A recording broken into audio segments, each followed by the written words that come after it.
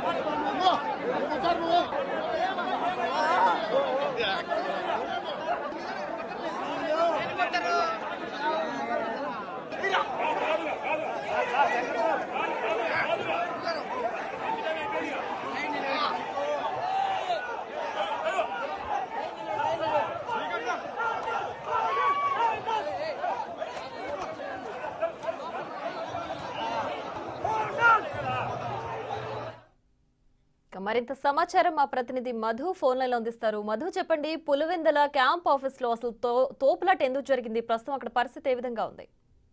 ప్రియ, Christmas సందర్భంగా మాజీ CM Jaganmohan Reddy Kadapa జిల్లాలో 4 రోజుల పాటు పర్యటించనున్నారు. అందులో భాగంగానే ఈ రోజు మూడో రోజు పులివెందుల తన స్వగృహంలో ఉన్న పార్టీ కార్యాలయంలో ప్రజా దర్బార్ నిర్వహించారు. ఈ రోజు ఉదయం 9:30 ప్రజా దర్బార్ ప్రారంభించారు. అయితే 11 గంటల వరకు ప్రజలు మోస్తరులో వచ్చారు. కాకపోతే 11 గంటల నుంచి భారీ స్థాయిలో జనం తండోపతండాలుగా అక్కడికి ప్రజా దర్బారు నిర్వహిస్తున్నారనే విషయం తెలుసుకున్న ప్రజలు అయితే భారీగా తరలి వెళ్లారు. అక్కడికి ఒక్కసారిగా జనాలు ఎక్కువ రావడంతో పోలీసులు వాళ్ళని కంట్రోల్ చేయలేని పరిస్థితుల్లో జనాలు ఎక్కువ గుమ్మిగూడడంతో ఒక్కసారిగా ప్రజా దర్బార్ నిర్వహిస్తున్న బిల్డింగ్లకు చొచ్చుకొని వెళ్లే విధంగా ప్రజలైతే ప్రయత్నం చేశారు. ఆ ప్రయత్నంలో భాగంగానే పోలీసులు కొంత లాఠీ చార్జీ చేయాల్సి వచ్చింది. అలాగే వాళ్ళు చేతిలో ఉండే రోప్ తీసుకొని కూడా ప్రజలను బెదిరిస్తూ భయాందోళనకు గురి చేసినట్లయితే తెలుస్తుంది. అయితే ఈ తోపులాటలో ప్రజా దర్బార్ ఎక్కడైతే నిర్వహిస్తున్నారో మాజీ సీఎం జగన్, ఆ బిల్డింగ్ కి సంబంధించిన అద్దాలు కూడా కొన్ని ధ్వంసమైనట్లయితే మనం ఇప్పుడు బిగ్ టీవీలో ఎక్స్క్లూజివ్ గా విజువల్ లో చూస్తున్నాము. అయితే ఈ తోపులాట గల కారణం ఒక్కసారిగా జనాలు వందలాది మంది గుంపుకూడడంతో ఈ సంఘటన జరిగిందని పోలీసు వర్గాలు అయితే తెలియజేస్తున్నాయి. ప్రియా, రైట్ మధు, అయితే ఇవాళ మూడో రోజు జగన్ పర్యటన కదా, సో అక్కడ ప్రజా దర్బారు ఉంటున్నట్టుగా ముందుగా అక్కడున్న ప్రజలకు తెలియదా? అంటే ఒక్కసారిగా అసలు తోపులాట చోటు చేసుకోవాల్సిన అవసరం ఏమొచ్చింది? అక్కడ మనం దృశ్యాలు చూస్తుంటే కూడా పోలీసులు ఓన్లీ వాళ్ళ రోప్తో కావచ్చు, కర్రలతో కావచ్చు కొట్టడమే కాదు, వాళ్ళ బతిమలాడుతున్న దృశ్యాలు కూడా కనిపిస్తున్నాయి. అంటే వెనక్కి వెళ్ళండి, తోపులాట చోటు చేసుకోకుండా జరగండి అని పోలీసులు చెప్తున్న దృశ్యాలు కూడా కనిపిస్తున్నాయి. సో అంత దూరం అసలు ఎందుకు వచ్చింది? ఎస్ ప్రియా, వాస్తవమే. అక్కడ వాస్తవంగా అయితే రాత్రి 9 గంటల సమయంలో రేపు ప్రజా దర్బార్ నిర్వహించాలనే ఉద్దేశంతో మాజీ సీఎం జగన్ ఆఫీస్ నుంచి ఒక మెసేజ్ అయితే సోషల్ మీడియా ద్వారా రిలీజ్ చేశారు.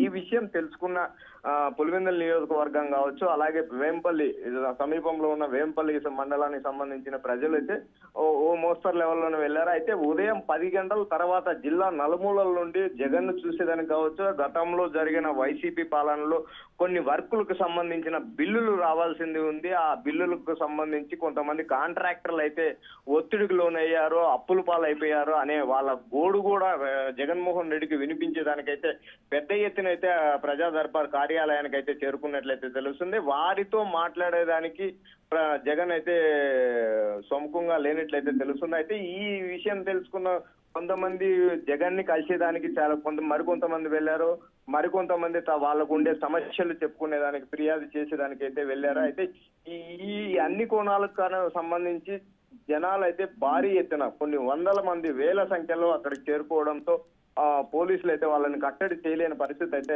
నెలకొంది. అయితే ఈ సమయంలోనే కొంత ఉధృతంగా అక్కడ ఘటన చోటు చేసుకుంది. ఆ ఘటనలో భాగంగానే ఏదైతే ప్రజా దర్బార్ నిర్వహిస్తున్నారో ఆ ప్రజా దర్బార్ మెయిన్ ఎంట్రన్స్ దగ్గర ఉండే కిటికీ అద్దాలు కావచ్చు, అలాగే డోరుకుండే అద్దాలు కావచ్చు పగిలినట్టయితే తెలుస్తుంది. ఆ పగలే క్రమంలో కొన్ని అద్దాలు అక్కడ ఉన్న ప్రజలకు కూడా గుర్తుకున్నట్లయితే తెలుస్తుంది. అయితే ఈ ఘటనలో ఈ ఘటన ఎప్పుడైతే చోటు చేసుకుందో ఆ సమయంలో పోలీసులు ఒక్కసారిగా లాఠీలు తీసుకొని లాఠీలకు పని పెట్టినట్టయితే తెలుస్తుంది. ఆ లాఠీలు పని పెట్టడము, మరోవైపు రోబో ఏదైతే చేతి లావుంటది ఆ రోబ్ తో కూడా పోలీసులు అయితే దాడి చేసినట్టయితే తెలుస్తుంది. ఆ పోలీసులు దాడి చేసిన క్రమంలో కూడా కొంతమందికి అయితే స్వల్ప గాయాలైనట్లయితే కూడా తెలుస్తుంది ప్రియా.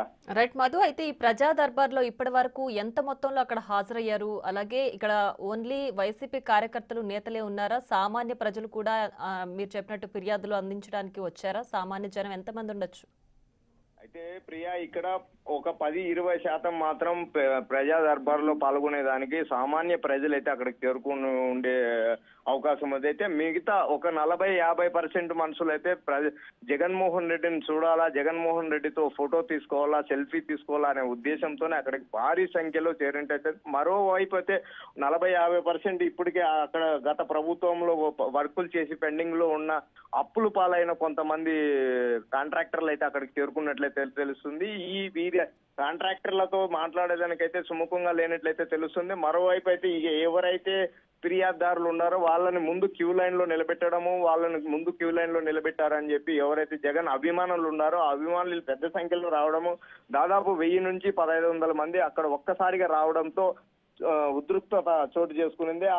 ఇంతమంది ఒక్కసారిగా రావడంతో పోలీసులు కూడా కంట్రోల్ చేయలేని పరిస్థితి అక్కడ ఉత్కంఠత నెలకొంది. అయితే ఈ పోలీసులు వాళ్ళని కంట్రోల్ చేయలేని పక్షంలోనే కొంత లాఠీ చార్జీ చేయాల్సి వచ్చింది. లాఠీ చార్జీ ఎప్పుడైతే చేశారో ఒక్కసారిగా ప్రజలు వారంతకు వాళ్ళే కింద పడడము, అక్కడ ఉండే ఫోన్లకు తగులుకోవడము, జనాల మీద జనాలే పడిపోవడము, అలా కొంత ఉద్రిక్తత చోటు చేసుకుందని తెలుస్తుంది ప్రియా. రైట్, అయితే ఇప్పటి వరకు ఉన్న ఇన్ఫర్మేషన్ ప్రకారం ఇది కేవలం యాదృచ్ఛికంగా జరిగిన ఘటనే అనుకోవచ్చా, లేదంటే ఈ తోపులాట కావాలని ఎవరైనా క్రియేట్ చేశారా? ఏం చెప్తున్నారు ఈ ఘటనకు సంబంధించి? అయితే ప్రియా, ఈ అంశం పైన స్థానికంగా ఉన్న డిఎస్పీని అయితే మనం అడిగాము.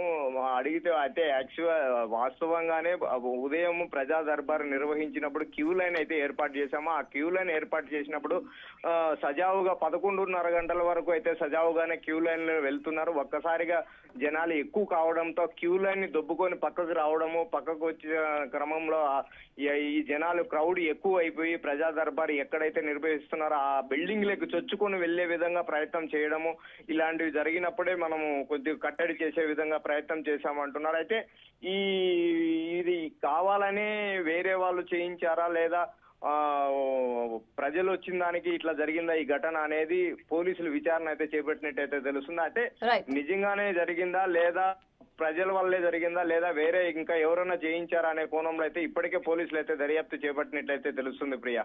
Right Madhu, thanks for the updates.